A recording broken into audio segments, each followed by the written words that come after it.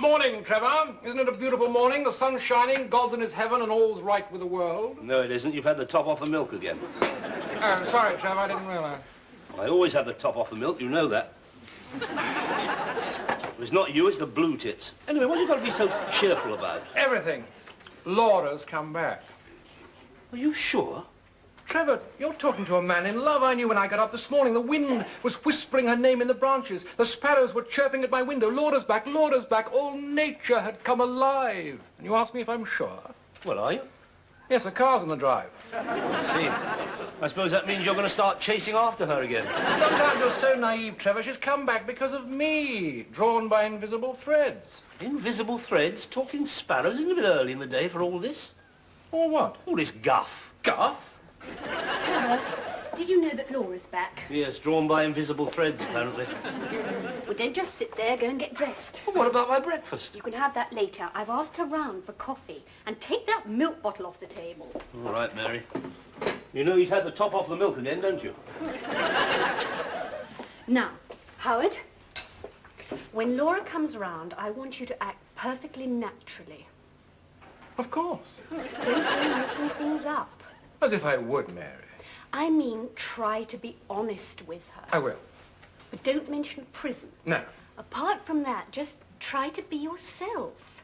If you can remember what that is. You're right, Mary. My little sister's always right. No relationship should be based on deceit. Why didn't I realize that before? Laura! I had no idea you were back. Oh, I'm sorry. I know you don't want me here. I'll leave at once. I know my presence is offensive to you. But Howard, I don't want you to leave. Of course she doesn't. No, I'll book into a hotel. I don't want to drive you away again, Laura. You didn't drive me away. I didn't. Of course you didn't. Now, I'll get the coffee. Oh, Mary. I shan't be a moment. No. Don't go, Laura. I want to look at you. What? You haven't changed a bit, Laura. Well, I should hope not. I've only been away a week. Well, a week can be a long time. Oh, don't look at me like that. I know what you're thinking. He's lost weight. He's a wreck. No, Howard. It's true. I haven't been eating, Laura. Why's that?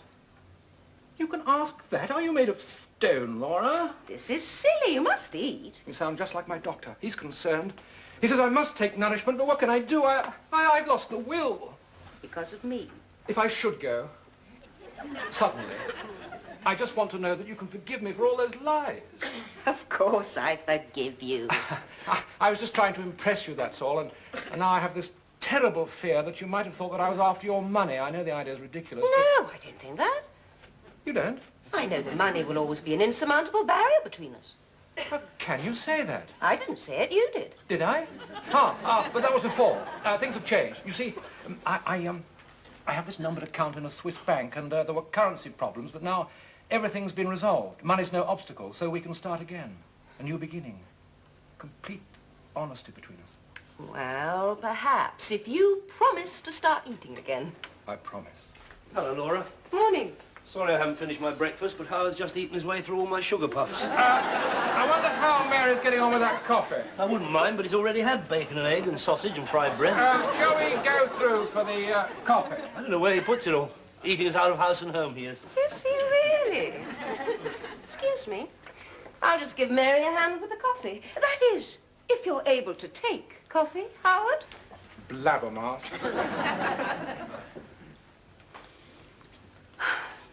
Poor Howard.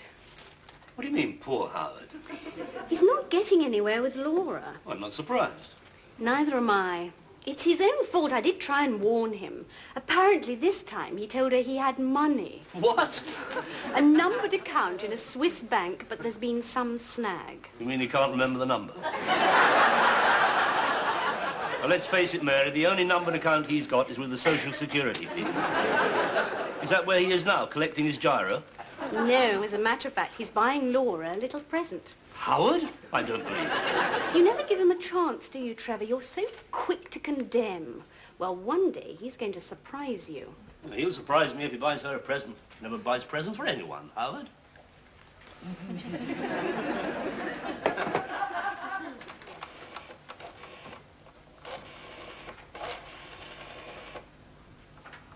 Hello, Laura, this is Howard. I wonder whether I could come over and...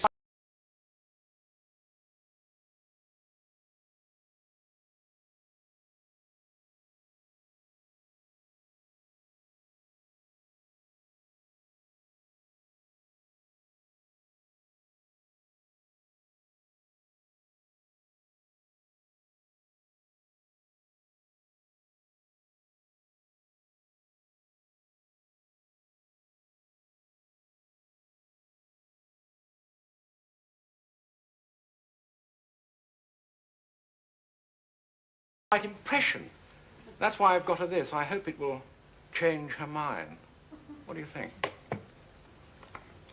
Where have you been? Woolworths? No. Fortescue's. Fortescue's? Oh, they have some nice pieces there. Not bad. Not good enough to fool the connoisseur, but those diamonds are quite convincing. Well, the rubies look almost real. They are real. What? How much? 7. £700? You must be mad. No, not 700, Trevor. Oh, thank goodness. You had me worried for a moment, Howard. 7,000. You haven't got £7,000, Howard. I know. I got it on approval. You couldn't have done. I know old Fortescue. He wouldn't let a thing like that out on approval. Well, I gave him a very good reference. You must have done. Who was it? You, Trevor. I haven't got £7,000, Howard. Take it back at once. That's false pretenses. Don't worry, I'll take it back. But I thought you were going to give it to Laura. I am, but she won't accept it. Won't she? Oh, put yourself in her shoes. She's hardly going to accept such an expensive present from a man she hardly knows. You sure? Of course I'm sure. She'll reject it gently but firmly. Laura's that kind of woman. You can't buy her love. Well, if she's going to reject it gently but firmly, why give it to her in the first place? Because she's a woman. She'll be flattered. When she opens this box, there'll be a sharp intake of breath. And then she'll say, but I can't take this, Howard. You can't bribe your way into my affections. But the cheek will be flushed. There'll be tears in her eyes. She'll call me a fool, but the voice will be gentle. She'll see me in a new light. A man who can make the great gesture. A man who will hazard all for love. And it won't have cost me a penny. You crafty devil. No, just a man who understands women, Trevor.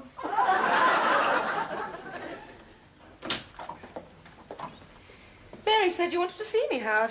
Not that I think there's anything to discuss. You're right, Laura. This is no time for high-sounding phrases. They can't express the way I feel. Fine words butter no parsnips, Laura. No, I suppose not. But perhaps this little offering can express the depth of my feeling for you. Little offering? It's for you, Laura. Oh, no, I couldn't. Oh, please, open it.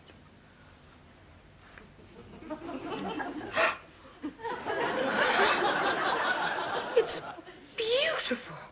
But it must have been horribly expensive. Yes, it was. Howard, what can I say? I see. How can I have been so insensitive? I know what you're trying to say. You can't possibly accept such an expensive gift from a man you hardly know. I wasn't trying to say that exactly. No, but you were thinking it, and you'd be right. I've offended you. No, I'm not offended. But you must be. No, it was wrong of me to try and bribe my way into your affections. What was I thinking of? Now, if you'd just like to give me back the bracelet. No, I'll try and hide my disappointment the best I can and hope that one day you will be able to accept the gift from me in the right spirit. Meanwhile, if you'd just like to put it back in the box. But Howard, how can I hurt your feelings like this? My feelings don't come into it. You must follow your instincts. Now, just put it back in the box and I'll return it to the shop. You really think I should follow my instincts? Of course. Well, my instinct is to accept it. What?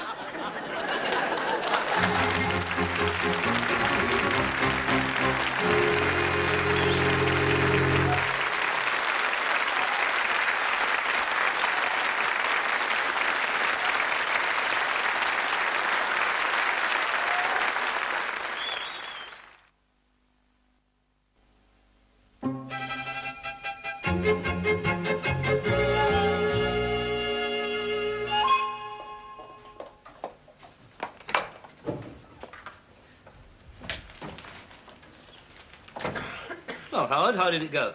Were there tears of gratitude? Did she reject it gently but firmly? No, she accepted it. What? So when she comes in here, you say you don't like it. Well, I do like it. Or perhaps you'd like to pay the 7,000. Oh, I don't like it that much. And then there's the question of your name as a reference, which makes you a party to, what did you call it? False pretenses. In fact, I don't like it at all. Trevor, just look what Howard's bought Laura. Isn't it the most exquisite bracelet? Don't you think it's lovely?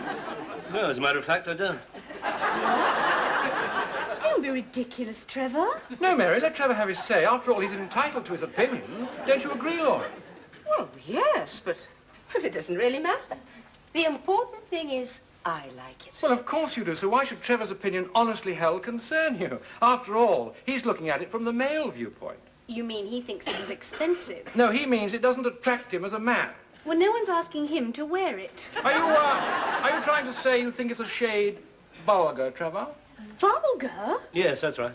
Did you hear that, Laura? Trevor thinks it's a shade vulgar. Really, Trevor? No, I think he may have a point there. It was rather dark in the shop, and now I look at it, it does look rather garish. Trevor doesn't know anything about jewellery. He only goes to Fortescue's to have his watch cleaned. So be that as it may, I think he's pointed out something that we've all missed. I mean, it is rather ostentatious. Some things can be too expensive. No, absolutely.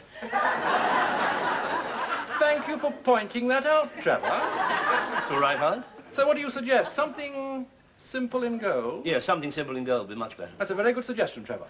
So if you'd like to slip it off your wrist, Laura, I'll go and exchange it for something simple in gold. No, that won't be necessary. I like it, and it fits perfectly. Yes, well, I don't think Trevor thinks it fits perfectly. Why don't you shut up, Trevor? Yes, I can tell by the way he's looking at it. He thinks it's rather loose. Don't you, Trevor? Yes. He doesn't like the way it slides up and down your arm like that. He thinks it could slip over your wrist, you see. You're not very observant, are you, Trevor? Don't worry about it, Trevor. I value it far too much to let that happen.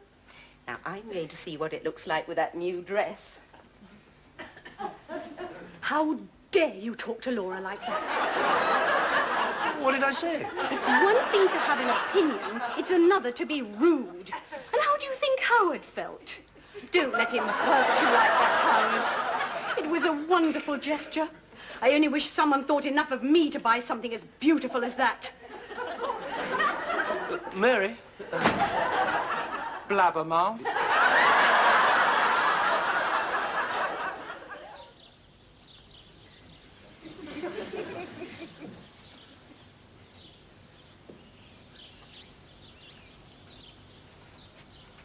Laura.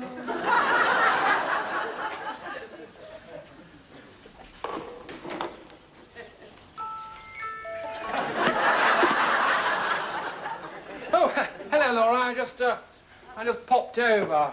I wondered where you were. Did you? Well, actually, I'm just about to go shopping. I see you're not wearing the bracelet. Not to go shopping, Howard. It's not just that, is it? You felt it too. About what? A sense of foreboding. No, why should I feel a sense of foreboding? What's that on your arm? Oh, that. It's a burn. I caught it on the oven door. So it's started already. What has? The curse of the Grizzlies. I don't understand. Oh, I was a fool not to listen to the stories. You see, that bracelet's antique, Laura. It's been in the Grizzly family for years, and it brought them nothing but bad luck. I didn't know anything about that. But surely you've heard of the Grizzly bracelet.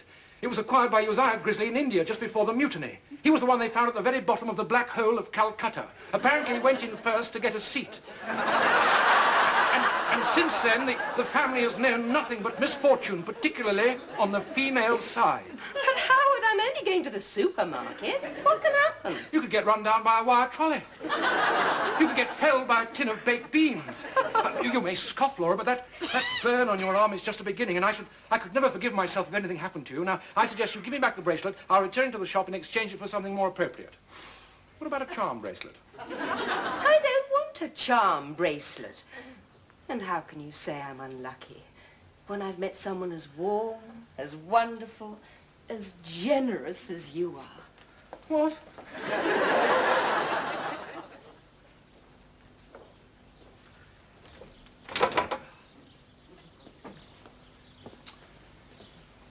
You sure she's out, Howard? Yes, she's gone shopping. She won't be back for hours. There's plenty of time to search the place. What do we do when we find it? We take it and make it look like theft. But it is theft. No, it isn't. You can't steal your own property. It isn't your property. You gave it to her. No, they gave it to me to give to her if I gave the money to them. Now, if I don't get it back from her to give to them, they want the money from me. It's quite straightforward. Unless you want to give the money to me to give to them and leave it with her. No, you know I can't do that. Right, then smash a pane of glass, will you? What for? To make it look like a break-in and watch your fingerprints. I'm not smashing any glass. Then what is your modus operandi? Pardon? Well, did you climb up the drain pipe and pick a lock or just stroll in casually? What's your trademark? I haven't got a trademark. I've never done this before, and I'm not going to do it now. I simply said I'd help you look, and that's all. Now, listen, Trevor. That bracelet may be upstairs in her bedroom. I can't go up there. You can't? Well, what would she think if she found me up there? What would you think if you found me? Not a great deal, Trevor. But what could I say? Well, say that you'd gone up there to release a trapped budgerigar. Ridiculous. I mean, what if the police ask questions? Well, that's all right. You've got an alibi. What alibi? You were playing cards with me. But we did see these two skulking figures, a tall Irishman with a limp and a small weasel-faced man with a scar. A tall Irishman with a limp and a small weasel-faced man with a scar. Good. The police love detail. And we don't want you breaking down under cross-examination. What? Oh, come on, get up. Now, look, I'll stay down here and keep watch. And if I hear anybody coming, I'll whistle a tune. What tune? Danny Boy.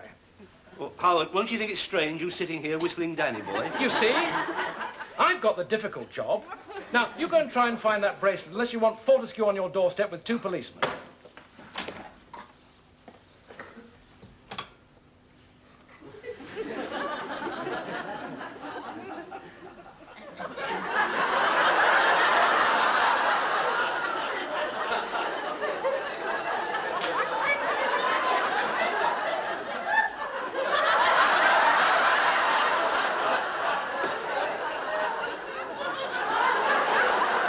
Well, there's one thing certain, Laura.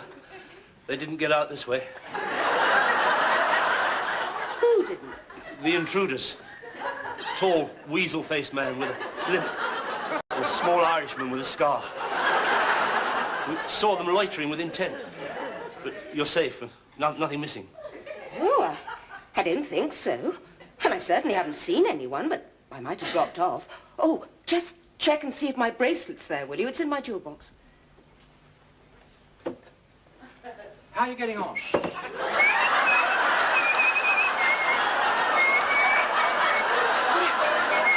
are you whistling for? Have you found it? Find what, Howard?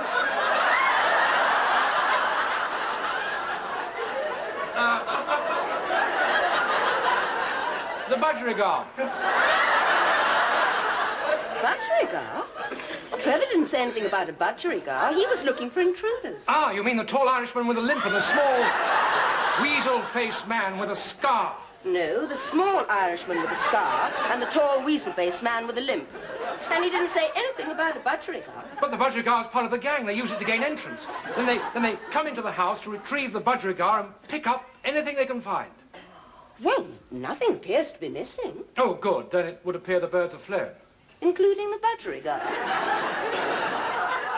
Shall we look round the garden, Trevor? And full marks for vigilance and quick thinking. Oh, Laura, perhaps you'd like to let me have the bracelet and I'll lock it in my safe deposit box until these villains are apprehended. No, that won't be necessary. I'm fully insured. But a woman alone and that Irishman look rather nasty. The little Irishman or the big Irishman? Oh, Trevor, how did you know he was an Irishman? How did I know? I think it was the shillelagh, Trevor.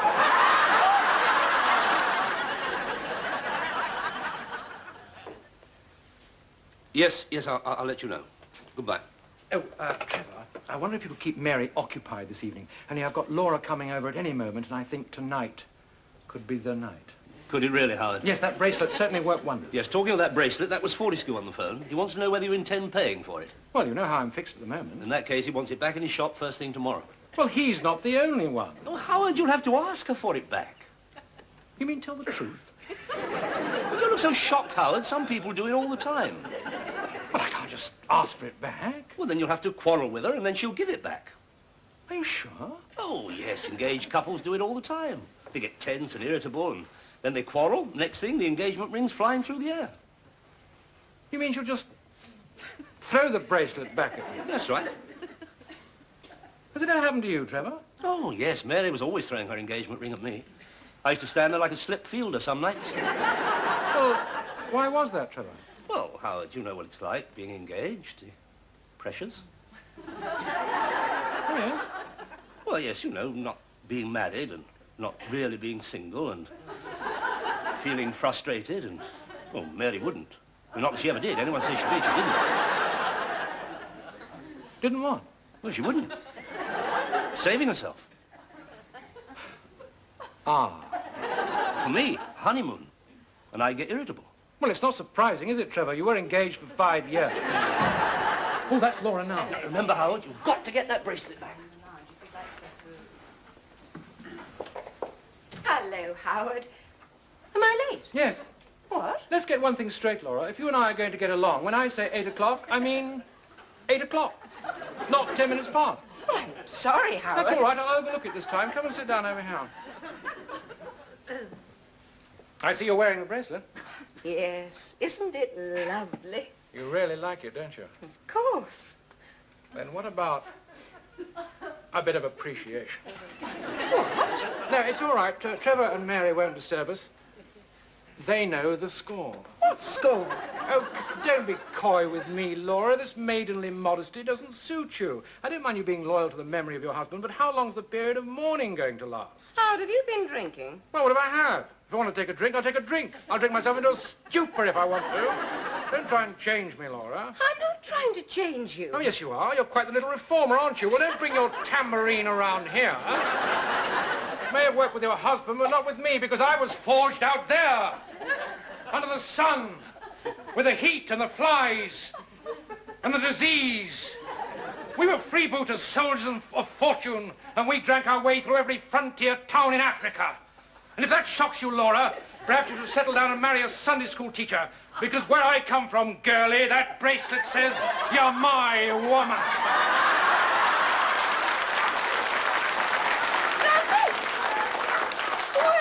We can soon change that. That's right, throw it at me. Well, what are you waiting for? Perhaps you're right. Perhaps I have been dishonest. No, you haven't been dishonest. Perhaps I've been clinging to the past. But I insulted you. Throw it at me. What are you waiting for? How can I blame you? Oh, blame me. Throw it in my face. It's just that John was such a wonderful man. I see. Well, I'm sick to...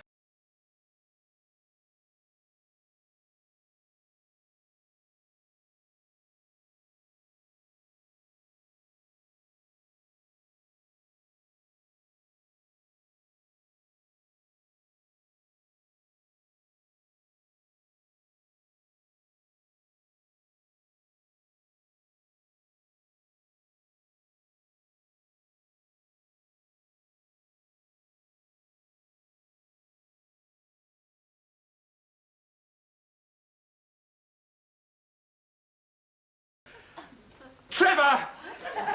You blithering idiot!